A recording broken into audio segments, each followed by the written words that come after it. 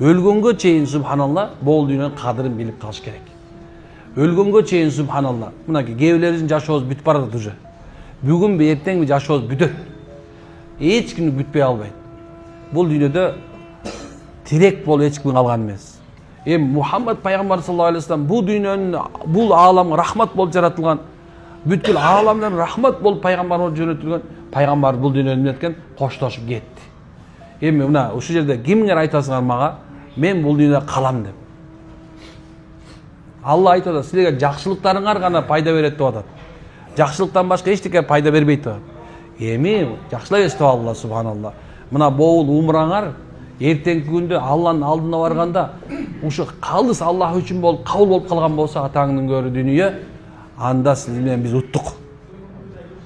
Эгерде ошол Алла берип бизге уттурга мүмкүнчүлүк берсе ошону, анда машалла биз үчүн жакшылык болду. Биз үчүн жакшылык болот машалла. Биз үчүн жакшылык болот. Мына дин ушул.